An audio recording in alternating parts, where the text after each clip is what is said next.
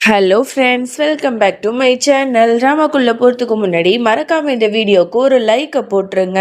இன்னைக்கு நம்ம நாகினி drama episode 9ல என்ன நடந்துச்சுன்னு தான் பார்க்க போறோம். சரி வாங்க ட்ராமாக்குள்ள போயிடலாம்.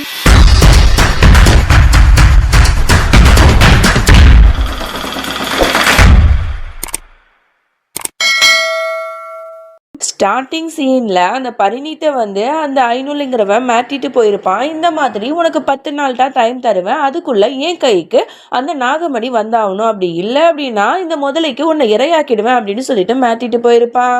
இதெல்லாம் நினச்சிட்டு அந்த ஃப்ரெண்டுங்க 4 பேர் சேர்ந்து பேசிக்கிட்டு இருக்கானுங்க.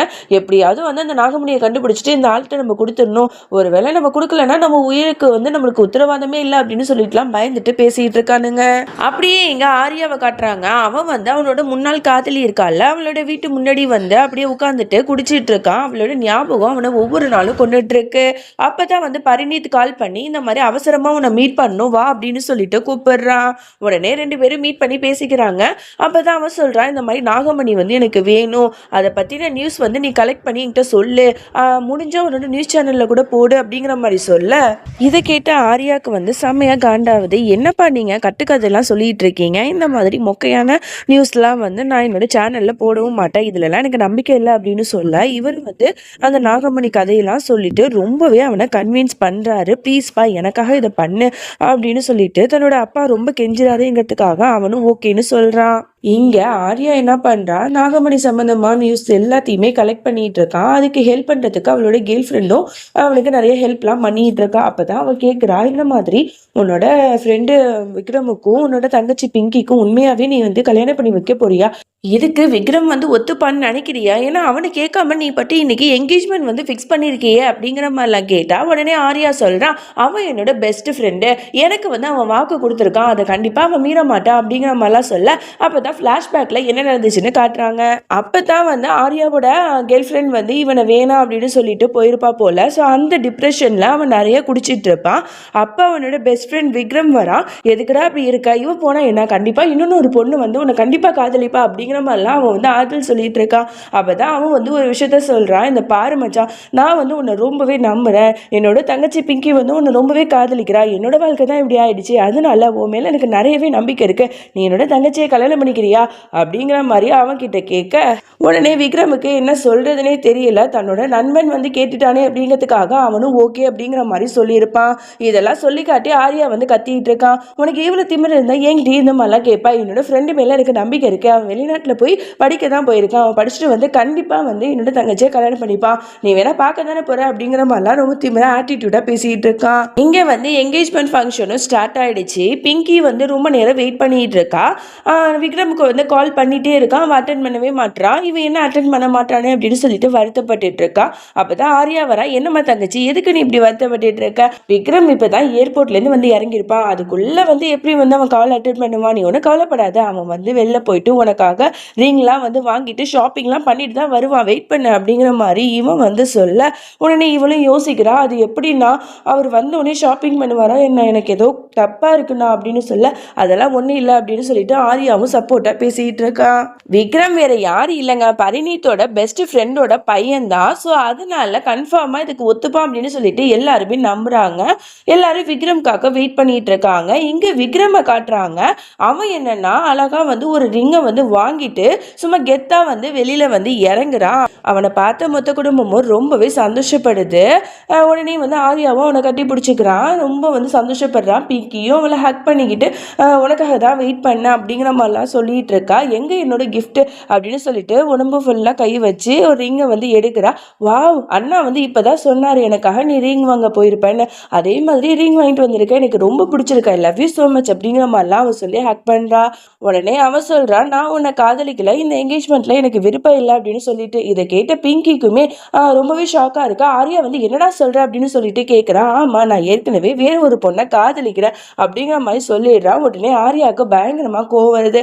அவனை போட்டு கன்னத்திலே ஒரு அறையை விட்டுட்டு, எதுக்குடா வந்து என்னோட தங்கச்சியை ஏமாத்தின, அன்னைக்கு மட்டும் வாக்கு கொடுத்த அப்படின்னு கேட்டா, இந்த பாரு மச்சான், அன்னைக்கு வந்து நீ ரொம்ப டிப்ரெஷன்ல இருந்த, நீ கேட்ட என்னால எதுவும் மறுக்க முடியல, அதனால வேற வழி இல்லாம நான் ஒத்துக்கிட்டேன். அப்புறம் நீ சொன்னதுனால நான் அவளை வந்து காதலிக்க எவ்வளவோ முயற்சி பண்ணேன். ஆனா உன் தங்கச்சி மேல எனக்கு என்ன ஃபீலிங்ஸுமே வரல. என்ன பண்ண சொல்ற? காதலிங்கிறது நம்ம கட்டாயப்படுத்தி வரக்கூடாது, அது தன்னால வரணும். அது மட்டும் இல்ல, நான் வேற ஒரு பொண்ணை தான் காதலிக்கிறேன், அவளோட பேரு அஹானா அப்படிங்கிற மாதிரி இதெல்லாம் சொல்றான். இதை கேட்ட ஆரியாக்கு இன்னும் கொஞ்சம் தான் கோவம் வருது. அவனை போட்டு அடி அடின்னு அடிச்சிட்டு இருக்கான். இப்படி இங்க நடந்துட்டு இருக்க அப்படியே அந்த சீனை கட் பண்ணா இங்க வந்து பரிணீத்தை தான் காட்டுறாங்க. அவன்கிட்ட வந்து ஆரியா சொல்லியிருப்பான், இந்த மாதிரி வந்து ஒரு இடத்துல வந்து நிறைய டைமண்ட்ஸ் எல்லாமே இருக்கு, இந்த லேண்ட்ல தான் கண்டிப்பா நாகமணியே இருக்க வாய்ப்பு இருக்கு அப்படிங்கிற மாதிரி அவன் சொல்லியிருப்பான். அந்த லேண்டை பத்தி விசாரிக்கும் போது அந்த லேண்டோட ஓனர் வந்து அஹானாங்கிறது அவங்களுக்குலாம் தெரிய வருது. யாரா அந்த பொண்ணு, அந்த பொண்ணை பத்தி விசாரிங்கடா அப்படின்னு சொல்லிட்டு பேசிட்டு இருக்காங்க. இங்க வந்து ஆரியா விக்ரம பிடிச்சி நல்லா அடிச்சு போட்டுடுறான். அப்படியே அவன் கீழே விழுந்து கிடக்கான். அப்பதான் நம்மளோட அகானாவோட என்ட்ரி. அங்க வந்து வேகமா அந்த பொண்ணு நடந்து வர, அவளோட முகத்தை காட்டல. உடனே விக்ரம் பக்கத்துல போயிட்டு ஆரி ஓகே பேபி அப்படிங்கிற மாதிரி கேட்குறா. உடனே அவனும் வந்து எந்திரிச்சா இப்போ ஓகே அப்படிங்கிற மாதிரி சொல்றான். அதுக்கப்புறம் தான் விக்ரம் வந்து அறிமுகப்படுத்துறா, இவ தான் என்னோட கேர்ள் ஃப்ரெண்ட், இவளை தான் நான் கல்யாணம் பண்ணிக்க போறேன், இவளோட பேரு அகானா அப்படிங்கிற மாதிரி இன்ட்ரடியூஸ் பண்றான். அப்பதான் அந்த பொண்ணு யாருன்னு காட்டுறாங்க. அவ வேறு யாரும் இல்லை, அவ வந்து நம்மளோட பூர்வி தான். அவளை பார்த்த எல்லாருமே வந்து யாரா அந்த பொண்ணு அப்படிங்கிற மாதிரி பார்க்குறாங்க. ஏன்னா பூர்வியை வந்து இவங்க யாருக்குமே அடையாளம் தெரியல. காரணம் பூர்வி வந்து சோடாபுட்டி கண்ணாடி போட்டுட்டு பல்லு வச்சுட்டு தானே இருப்பா. ஸோ அதனால இவ வந்து பார்க்கறதுக்கு ரொம்ப அழகா இருக்கிறத பார்த்துட்டு இந்த பொண்ணு வந்து யானே தெரியாம எல்லாரும் முடிச்சிட்டு இருக்காங்க. இந்த பொண்ணை பத்தி எல்லாரும் தப்பா பேச ஆரம்பிக்கிறாங்க. இவ கண்டிப்பா வந்து உன்னோட காசுக்காக தான் உன்னை வந்து கல்யாணம் பண்ணிக்க போறதா சொல்லி இருப்பா அப்படின்னு சொல்லிட்டு எல்லாரும் வாய்க்கு வந்தபடியெல்லாம் அவளை பேசி அசிங்கப்படுத்துறாங்க. விக்ரம் வந்து எல்லாரையும் திட்டுறான். இவ வந்து என்னை வந்து உண்மையாக தான் காதலிக்கிறா, அது மட்டும் இல்லை இவ என்னோட காசுக்கு ஆசைப்படல, ஏன்னா இவகிட்டயே ஏகப்பட்ட சொத்து பத்து இருக்கு, இவளும் நம்பர் 1 பணக்காரி தான் அப்படிங்கிற மாதிரிலாம் சொல்லிட்டு இருக்கான். உடனே ஆரியா வந்து மறுபடியும் அந்த பொண்ணோட கேரக்டரை ரொம்ப தப்பு தப்பா சொல்லிட்டு விக்ரம வந்து மறுபடியும் அடிக்கிறதுக்கு கை ஓங்குறான். உடனே அகானா வந்து அவனோட கையை பிடிச்சிட்டு, இந்த பாரு என்னோட பாய் ஃப்ரெண்டை நீ இந்த மாதிரிலாம் அடிக்க கூடாது அப்படின்னு சொல்லிட்டு அவனை வார்னிங் பண்றான். 2 பேரும் ஒருத்தருக்கு ஒருத்தர் பார்த்துக்கிறாங்க. அப்பதான் வந்து இவளுக்கே ஒரு மாதிரி ஃபீல் ஆகுது. ஏன்னா பூர்வியா இருக்கும்போது இவனை காதலிச்சிருப்பா இல்லையா. ஸோ அதெல்லாம் நினச்சி பார்த்தா அவன் ஒரு செகண்ட் வந்து அவன் மேலே டக்குன்னு ஃபீலிங் ஆகிறான். பட் அதெல்லாம் மாற்றிக்கிட்டு இந்த மாதிரிலாம் வந்து பண்ணாதீங்க அப்படிங்கிற மாதிரி சொல்லுவா. பட் எல்லாரும் இவளை அசிங்கப்படுத்தும் போது இவளுக்கு கோவம் வரும். இந்த மாதிரி எல்லாரும் என்னை வந்து இந்த மாதிரி பேசும்போது இனிமேல் இந்த வீட்டில் என்னால் இருக்க முடியாது விக்ரம், நான் போகிறேன் அப்படின்னு சொல்லிட்டு அவன் நடந்து போயிட்டு இருக்கா.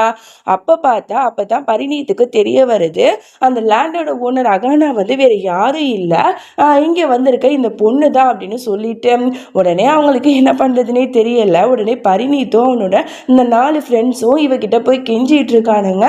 ஐயோ நீ வந்து போவதம்மா, நீ இங்கே ஏறிமா, இப்போதான் நாங்கள் புரிஞ்சுக்கிட்டோம், விக்ரம் வந்து உன்னை வந்து சின்சியராக காதலிக்கிறான், நீயும் எங்கள் பொண்ணு மாதிரி தான், நீ இந்த வீட்டிலே ஏறிமா அப்படின்னு சொல்லிட்டு கெஞ்சினா. உடனே அவன் சொல்கிறா, எல்லாரையும் அசிங்கப்படுத்தினீங்க, நான் ஏன் இருக்கணும் அப்படின்னு கேட்டா, அவங்களுக்காக நான் மன்னிப்பு கேட்டுக்கிறேம்மா, நீ இந்த வீட்டிலே இருக்கலாம் அப்படின்னு சொல்ல. உடனே அவ சொல்கிறா, இந்த வீடு எனக்கு ரொம்ப குட்டியாக இருக்கு, இந்த வீட்டிலலாம் என்னால் கம்ஃபர்டபுளாக இருக்க முடியாது அப்படின்னு சொல்லிட்டு கெத்து காட்டுறா. உடனே அவன் சொல்கிறா, என்ன இவ்வளோ பெரிய வீடு உனக்கு சின்ன வீடாக தெரியுதா, சரி சரி உனக்கு என்னெல்லாம் வேணுமோ எல்லாத்தையும் பார்த்து பார்த்து நானே அரேஞ்ச் பண்ணுறேம்மா, இப்போ கொஞ்ச நேரம் நீ வந்து அட்ஜஸ்ட் பண்ணிக்கமா அப்படிங்கிற மாதிரிலாம் சொல்ல. ஓகேன்னு சொல்லிட்டு அகானாவும் அப்படியே நடந்து மாடிக்கு போறா. உடனே பரிணீத்தோட பொண்டாட்டி கேட்குறா, என்னங்க நம்மளோட பொண்ணோட வாழ்க்கையை சீரழிச்சு இந்த பொண்ணை வீட்டுக்கு கூட்டு வரீங்க அப்படிங்கிற மாதிரி கத்துறா. உனக்கு எதுவும் தெரியாது, அந்த நாகமணி இருக்க வேண்டிய அந்த லேண்டோட ஓனரே இந்த பொண்ணு தான், இந்த பொண்ணு இருக்கிற வரைக்கும் தான் அந்த லேண்டை நம்ம வந்து எடுத்துக்க முடியும், நாகமணியை கண்டுபிடிக்க முடியும், அதுக்கு இந்த பொண்ணு நமக்கு தேவை அப்படிங்கிற மாதிரி சொல்ல. உடனே அது அவங்களுக்கும் அப்பதான் புரிய வருது. உடனே வந்து வாமா வாமா அப்படின்னு சொல்லிட்டு அவங்களுக்கு ஆராத்திலாம் எடுத்துட்டு உள்ளாக்க போகுது அப்படிங்கிற மாதிரி சொல்றாங்க. அப்போ நடந்து போயிட்டு இருக்கும் போது ஒரு பெரிய பொட்டி எடுத்துட்டு வராங்க. இன்னம்மா இந்த பொட்டி உனக்கு தான், ஏன்னா என்னோட பொண்ணுக்காக நாங்கள் லெகாங்கெல்லாம் எடுத்து வச்சிருந்தோம், இப்பதான் அவளுக்கு வந்து என்கேஜ்மெண்ட் நடக்கல, இப்போ உனக்கும் விக்ரமுக்கு தான் என்கேஜ்மெண்ட் நடக்க போகுது, அதனால என் பொண்ணோட லெஹங்காவை நீ எடுத்துக்க அப்படிங்கிற மாதிரி சொல்ல.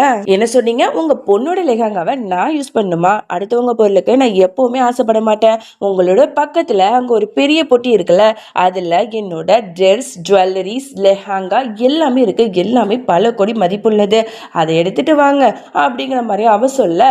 உடனே அதை எடுக்கிறதுக்கு அவங்க போறாங்க. அப்ப அவ என்ன பண்றா, கண்ணாலேயே வந்து மேஜிக் போட்டு அந்த பொட்டியை வந்து அசைய விடாம பண்ணிடுறான். அவங்க தூக்கி தூக்கி பார்க்குறாங்க, அவங்களால முடியல.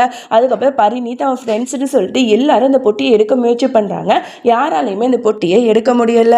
அப்பதான் ஆர்யா வந்து இவளை திட்டிட்டு இருக்கான். உனக்கெல்லாம் கொஞ்சம் கூட அறிவுங்கிறது இல்லையா? காசுக்காக என்னோட ஃப்ரெண்டையே வளைச்சு போட்டல நீ. என்னோட தங்கச்சி வந்து அவ்வளோ கஷ்டப்படுறா, அதுக்கு எல்லாத்துக்குமே நீ தாண்டி காரணம் அப்படின்னு சொல்லிட்டு அவன் வந்து அவளை திட்டி பேசிட்டு இருக்கான். நீ என்ன சொல்லிட்டு இருக்க? விக்ரமுக்கு வந்து நீ கட்டாயப்படுத்தி உன்னோட தங்கச்சியை கல்யாணம் பண்ணி வைக்க பார்த்த. அவளுக்கு உன் தங்கச்சி மேல கொஞ்சம் கூட விருப்பம் இல்லை, என் மேலதான் இன்ட்ரெஸ்ட். அதனாலதான் அவர் இந்த கல்யாணத்துக்கு ஒத்துக்கல. புரியுதா? இந்த மாதிரி தேவையில்லாத பேச்செல்லாம் என்கிட்ட வச்சுக்காத. இந்த அகானா சாதாரண பொண்ணு இல்லை அப்படிங்கிற மாதிரி அவன்கிட்ட ரொம்ப கெத்தா பேசிட்டு இருக்கா. அப்படியே மந்திரம் போட்டு அந்த பாக்ஸையும் வந்து அப்படியே வந்து எடுக்க வச்சிடுறான். அதோட வந்து அந்த பாக்ஸை தூக்கும் போது எல்லாமே கீழே விழுந்துருது. அதை பார்த்து அங்க இருக்கிற எல்லாருக்குமே பயங்கர அதிர்ச்சியா இருக்கு, ஆச்சரியமா பாக்குறாங்க. ஏன்னா விலை உயர்ந்த நகைகள், விலை உயர்ந்த லெஹாங்கா, ஜுவல்ஸ்னு எல்லாமே இருக்கு. அதை பார்த்துட்டு அப்படின்னு சொல்லிட்டு வாய் பொழுந்துட்டு பாக்குறாங்க. என்ன எல்லாரும் இப்படி வாய் பொழுந்துட்டு பாக்குறீங்க? இதெல்லாம் என்னோட வேலைக்காரங்களுக்காக நான் வச்சிருக்கிறது அப்படின்னு சொல்ல. என்ன வேலைக்காரங்களுக்கா? இதெல்லாம் எவ்வளவு வந்து விலை மதிப்புள்ளது, இதை போய் உங்க வேலைக்காரங்களுக்கு கொடுப்பீங்களா அப்படின்னு கேட்டா, ஆமா என்னோட வேலைக்காரங்க எனக்காக வந்து நிறைய விஷயம் பார்த்து பார்த்து பண்றாங்க, அவங்களுக்காக நான் இது கூட பண்ணலன்னா எப்படி அப்படிங்கிற மாதிரிலாம் சொல்லும் போது இவளோட மதிப்பு வந்து அவங்க எல்லாருக்குமே அப்பதான் புரிய ஆரம்பிக்குது. இந்த பொண்ணை விட்டுறக்கூடாது அப்படின்னு சொல்லிட்டு முடிவு பண்றாங்க. அப்படியே இங்க ஆர்யாவோட தங்கச்சி பிங்கியை காட்டுறாங்க. அவன் வந்து அப்படியே கதறி கதறி அழுதுட்டு இருக்கா. அப்போ வந்து ஆர்யா வந்து அவளை சமாதானப்படுத்துறான். பாத்தீங்களான்னு அந்த வீட்டு பொண்ணுன்னா ஆனா காசுக்காக அந்த அகானாவை வந்து இந்த வீட்டு பொண்ணு மாதிரி நடத்துறாங்க. என்னோட விக்ரமுக்கு அவளை கல்யாணம் பண்ணி வைக்க போறாங்க. இதெல்லாம் என்னால ஏத்துக்கவே முடியாதுன்னு அப்படின்னு சொல்ல, உன் கஷ்டம் எனக்கு புரியுதுமா, நீ கவலைப்படாத அப்படிங்கிற மாதிரி அவன் சொல்லு. இந்த கல்யாணத்தை நீங்க நடக்க விடவே கூடாது, ஏதாவது பண்ணி இதை தடுத்து நிறுத்துங்க அப்படிங்கிற மாதிரிலாம் அகானா அப்படிங்கிற மாதிரிலாம் பிங்கி சொல்லிட்டு இருக்கா. ஆர்யாவும் ப்ராமிஸ் பண்றான், எப்படியாவது இந்த கல்யாணத்தை நான் நிறுத்தி காட்டுறேன் அப்படின்னு சொல்லிட்டு. இங்க அப்படியே அகானா வந்து ரூமுக்கு போறா. அவளுக்கு ரொம்பவே நர்வஸா இருக்கு, அப்படியே படப்படன்னு இருக்கு. பூர்வியா இருக்கும்போது ஆர்யாவை ரொம்பவே காதலிச்சிருப்பாள், அந்த ஞாபகங்கள்லாம் அவளுக்கு வந்து வந்து போகுது. உடனே தண்ணியை தூக்கி மூஞ்சில வந்து ஊத்திக்கிட்டு, இல்ல நான் வந்து இப்படி வீக் ஆகக்கூடாது, அந்த ஆர்யா வந்து அவனும் வந்து எல்லாரும் மாதிரி கெட்டவன் தான், அவனையும் நான் பழி வாங்குவேன் அப்படிங்கிற மாதிரி இவ வந்து யோசிச்சுட்டு இருக்கும்போது பின்னாடி திரும்பி பார்த்தா அவளோட அக்கா அனந்தா தான் இருக்கா. அக்கா நீ அப்படின்னு கேட்டா, ஆமா நான் தான், எனக்கு தெரியும் நீ வந்து இன்னமும் வந்து ஆர்யாவை எந்த அளவுக்கு காதலிக்கிற அப்படின்னு சொல்லிட்டு. அப்படித்தானே அப்படின்னு சொன்னா, அப்படிலாம் ஒண்ணுமே இல்லக்கா, அவனை வந்து நான் பூர்வியா இருக்கும் போது அவன் நல்லவன்னு நினைச்சிட்டு அவனை காதலிக்க ஆரம்பிச்சானா, இவன் எவ்வளவு கேடு கெட்டவங்கிறது உங்க எல்லாரையும் கொலை பண்ணும் போதே நான் தெரிஞ்சுக்கிட்டேன், அவனையும் நான் சும்மா விட மாட்டேன், அவனையும் நான் கொடூரமா கொலை பண்ணுவேன் அப்படிங்கிற மாதிரிலாம் இவ பேசிட்டு திரும்பி பார்க்கறா. பார்த்தா அனந்தா காணும். இதெல்லாம் நினைச்சு அவ வருத்தப்பட்டு ஃபீல் பண்ணிட்டு இருப்பா. அப்படியே இங்க பரிணீத் வந்து அவன் மொத்த குடும்பமும் வந்து அவன்கிட்ட கேள்வி கேட்டுட்டு இருக்காங்க. இந்த அகனா வந்து எதுக்கு வந்து நம்ம வீட்டு உள்ளாக்க சேர்க்கணும் அப்படின்னு சொன்னா, எல்லாம் இந்த நாகமணிக்காக தான், எல்லாரும் பொறுமையா இருங்க பாத்துக்கலாம் அப்படின்னு இவங்க பேசிட்டு இருக்கும் போது கரெக்டா அந்த இடத்துக்கு ஆர்யா வரா. அப்ப என்ன பண்ணிட்டு இருக்கீங்க? என்னோட தங்கச்சி பிங்கி, அதாவது உங்களோட பொண்ணுப்பா, அவளோட மனசை உடைச்சது எல்லாமே வந்து அந்த அகானா தான்ப்பா. அப்பேற்பட்ட பொண்ணு வந்து இந்த வீட்டில் தங்கணும்னு சொல்லிட்டு நீங்க வந்து அவளை வந்து இப்படி இங்க வந்து இருக்க வச்சுட்டு இருக்கீங்க. அந்த கல்யாணத்தை நீங்களே பண்ணி வைக்கிறேங்கிறீங்க. இதெல்லாம் நல்லாவே இல்லப்பா, அவன் மனசு இவ்வளவு உடஞ்சிருக்கு தெரியுமா? அவளை இப்பவே இந்த வீட்டை விட்டு வெளில தடுத்துங்க அப்படிங்கிற மாதிரி சொல்லும் போது உடனே வந்து அவனு சொல்றான், இந்த பாருப்பா விக்ரமும் இந்த வீட்டு பையன் தான், பிங்கி வந்து நம்ம கட்டாயப்படுத்தி அவனுக்கு கல்யாணம் பண்ணி வச்சிருந்தாலும் நம்மளோட பொண்ணோட வாழ்க்கையை வீணா தப்ப போயிருக்கோம். அதனால எதுவா இருந்தாலும் பரவாயில்ல, அகானாக்கும் விக்ரமுக்கும் நம்மளும் வந்து கல்யாணம் பண்ணி வச்சுக்கலாம் அப்படி இப்படின்னு சொல்லிட்டு ரொம்ப நல்லவ மாதிரி இவன் பேசிட்டு இருக்க. ஆனா இந்த கல்யாணம் கண்டிப்பா நடக்காதுன்னு சொல்லிட்டு கோவமா ஆர்யாவும் அங்கிருந்து போயிடறான். அப்படியே இங்க பார்த்தா ஒரு பனி பிரதேசம் மாதிரி இருக்க. அந்த இடத்துல அந்த பாம்பாட்டி இருக்கான்ல, அவன் தான் நடந்து போயிட்டு இருக்கான். அப்போ ஒரு வெள்ளை கலர் பாம்பு வருது. அதை பார்த்தவன அவன் கொஞ்சம் கூட பயப்படாம அதை எடுத்து வச்சுட்டு, இந்த மாதிரி நாகினிக்கெல்லாம் நாகினியே, அந்த அனந்த நாகினியே கொண்ட வேண்டாம்னா, அப்படி இருக்கும்போது நீலாம் வந்து எனக்கு ஒண்ணுமே இல்லை அப்படின்னு சொல்லிட்டு அவனோட மகுடியை எடுத்து ஊத ஆரம்பிக்கிறான். ஆனால் அந்த பாம்பு ஒன்றுமே வந்து செய்யாமல் அப்படியே செல்ல மாதிரி நிற்கிது. உடனே வந்து என்னடா இது இப்படி இருக்கு, என்னோட ஒரிஜினல் மகுடியை எடுறா அப்படின்னு சொல்லிட்டு அவனோட சிஷியனுக்கு ஆர்டர் போட, அப்பதான் வந்து அந்த சிஷியன் சொல்றான், அவனோட உண்மையான சிஷியன் யாருன்னு கூட தெரியாம இப்படி இருக்கியே, ஏமாந்துட்டியே அப்படின்னு சொல்லிட்டு அந்த இளமையான நாகினி உருமாறுறா. உடனே அதை பார்த்து இவன் பயப்படுறான். அப்புறம் அந்த வெள்ளை கலர் பாம்பு வேறு யாரும் இல்லை, நம்மளோட அனந்த நாகினியான நம்மளோட பூர்வி தான். அப்படியே பாம்பு மாதிரி மாறி அவனை பழி வாங்கறதுக்கு இடத்துக்கு மறுபடியும் திரும்பி வந்துட்டா. உடனே வந்து அவனை பயமுடுத்துறா. இவன் பயந்துட்டு வேகமா ஓடுறான். அவன் பின்னாடியே போயிட்டு அவனை ரொம்பவே காயப்படுத்துறா. ஒரு கட்டத்துக்கு அப்புறம் அவன் பயந்து ஓடி போயிடுறான். அப்பதான் வந்து இளமையான நாகினி கேட்குறா, இப்பவே அவனை கொன்றுங்க அப்படின்னு சொல்லிட்டு. இல்ல, அவ்வளோ சீக்கிரம் இவங்க யாரையும் நான் சாதாரணமா கொல்ல மாட்டேன். என்னோட குடும்பத்துல உள்ளவங்களை எப்படி கொடூரமா அவங்க கொலை பண்ணாங்களோ அதே மாதிரி துடிக்க துடிக்க கொடூரமா நான் கொலை பண்ணுவேன் அப்படிங்கிற மாதிரி இங்க அனந்த நாகினி சபதம் எடுத்துட்டு இருக்கா. அதோட இந்த எபிசோடு முடிஞ்சிச்சு. அடுத்த பார்ட், அதாவது எபிசோட் 10 வந்து நாளைக்கு வந்துடும். ஸோ நாளைக்கு கண்டிப்பா போஸ்ட் பண்றேன். மறக்காம பார்த்து என்ஜாய் பண்ணுங்க. அப்படியே இந்த எபிசோடு எப்படி இருந்துச்சு அப்படின்னு சொல்லிட்டு உங்களோட கமெண்ட்ஸையும் வந்து கீழே வந்து போடுங்க. நானும் பார்த்து தெரிஞ்சுக்கிறேன். சரி ஃப்ரெண்ட்ஸ், நெக்ஸ்ட் வீடியோல சந்திக்கிறேன். பாய்.